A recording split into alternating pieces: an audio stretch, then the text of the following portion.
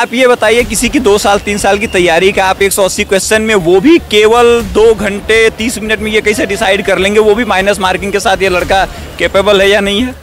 NEET exam में अगर ऐसा होता रहा तो क्या फर्जी डॉक्टर बनेंगे? इससे इलाज कैसे होगा? कैसे भरोसा होगा डॉक्टर पे?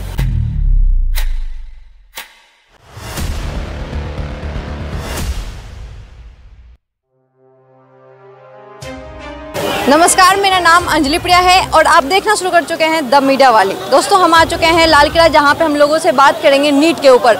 नीट के ऊपर आप जैसा कि जानते हैं, पिछले 2 महीने से लगातार इसके ऊपर पूरा मामला सड़क पे, संसद में और सुप्रीम कोर्ट में चल रहा है। 18 तारीख को यानी 2 दिन बाद इसके ऊपर वर्डिक्ट भी आने वाला है सुप्रीम कोर्ट में, जहाँ पे ये तय होगा कि क्या फैसला है वो 24 लाख बच्चों के हक में आया है या फिर फैसला गवर्नमेंट के हक में आया है। क्या फिर से एग्जाम होंगे? क्या फिर से भारत देश में जो डॉक्टर होंगे, क्या वो धांधली वाले डॉक्टर होंगे या फिर वाकई में नीट एग्जाम क्वालिफाई करके डॉक्टर आएंगे? इन सब के ऊपर बात करेंगे। तो आइए कुछ लोगों से बात करते हैं हम।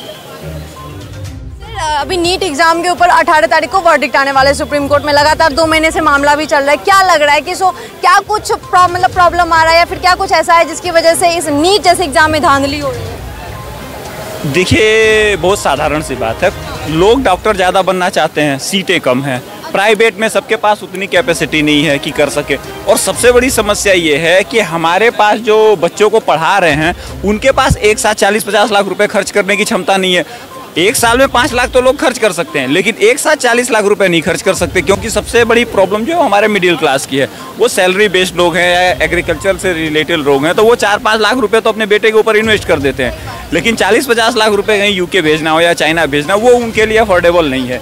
इसलिए सबसे बड़ी दिक्कत ये है कि उसमें कंपटीशन इतना ज़्यादा हो जाता है कि इसके लिए इसमें घूस भी चलता है और लोग करते हैं। आपने रिजल्ट देख ही लिया क्यों हुआ है। बात बताइए, क्या मतलब नीट जैसे एग्जाम जो कि इतना हाई क्वालिफाइड एग्जाम होता है, इतने सारे बच्चे और वही क्वालिफाई करके लोग डॉक्टर बनते हैं, अगर इसमें धांधली होना शुरू हो जाए तो ऑब्वियस सी बात है डॉक्टर भी धांधली वाले बनेंगे।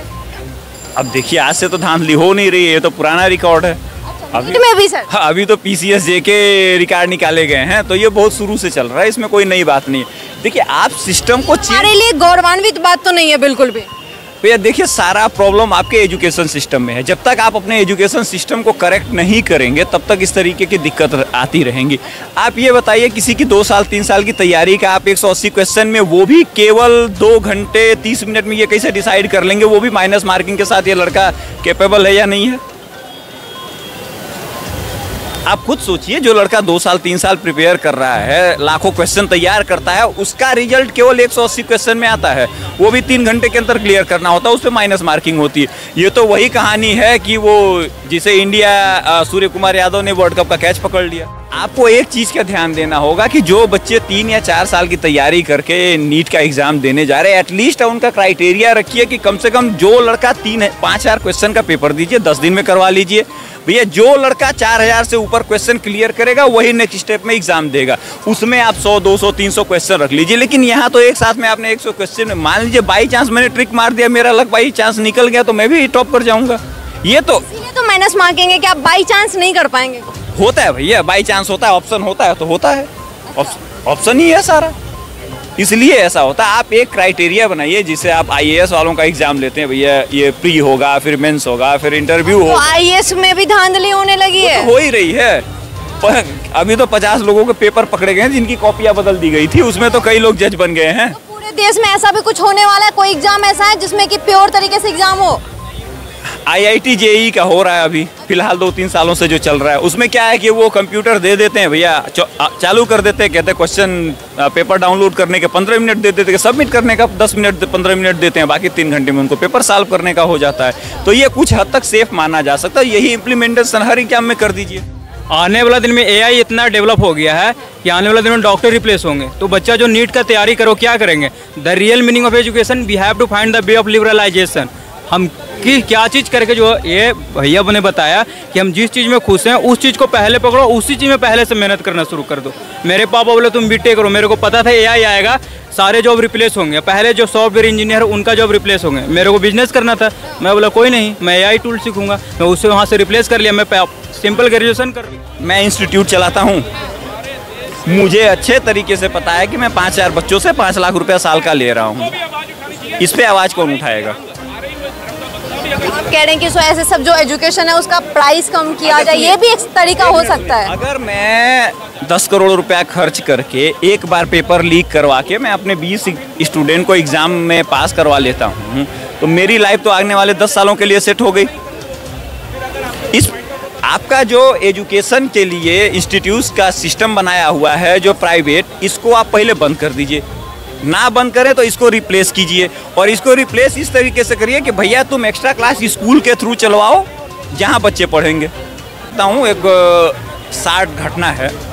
एक जने थे, उन्होंने अपने कोई केस चल रहा था, उनका बेटा एक बिरादरी का वकील ले आया, बुढ़ा गालियाँ देने लगा उसको।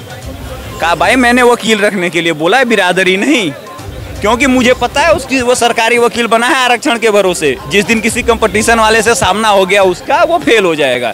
इसलिए पैसा दे के प्राइवेट वकील रख, वो भी जो जनरल कास्ट का हो। तो हमें अपने आप पता है कि ये किस हिसाब से डॉक्टर हुआ है, मुझे इसे इलाज कराना है कि नहीं कराना है। आपको नहीं पता, कंस्ट्रक्शन में जितने ठेकेदारी होती जाके देख लीजिए। मतलब बहुत सही जवाब था, शायद कह सकते हैं। कहीं ना कहीं ये लॉजिक एक फिट हो सकता है कि सो हम डॉक्टर बनाते हैं तो वहाँ पे अगर हम इस चीज़ को देखें कि सो भाई कम जानकारी वालों को भी हम पास करवा रहे हैं या फिर ले रहे हैं, डॉक्टर बना रहे हैं, तो वो आगे चल के कैसा इलाज करेंगे, बहुत सारी चीज़ों पे सवाल उठेगा। देख लीजिए IIT में जब से आरक्षण आया है, एवरी ईयर हर साल जितने ST और OBC के लोग जाते हैं उसमें से 85% लोग स्कूल छोड़ देते हैं फर्स्ट ईयर में ही। क्या बात है। मतलब ऐसे बहुत सारे कारण हो सकते हैं, बहुत सारे लॉजिक हो सकते हैं, चाहे हम लोग नीट एग्जाम को लेके बात करें या फिर हम लोग UPSC को लेके बात करें। ऐसे बहुत सारे कारण हैं, बहुत सारी चीज़ें हैं जहाँ पे सरकार की पॉलिसी का भी गलती है, सिस्टम की भी गलती है, और कहीं ना कहीं रिजर्वेशन भी एक कारण बनता है। आपको क्या लगता है कि क्या मेन कारण है ऐसे सब प्रॉब्लम हमारे देश में? क्योंकि जब इंडिया का एजुकेशन सिस्टम ही अच्छा नहीं होगा, बूस्ट नहीं होगा, तो किस तरह से इकोनॉमी अच्छी होगी, किस तरह से यहाँ के लोग डेवलप करेंगे, इन सब के ऊपर सवाल उठेगा। धन्यवाद।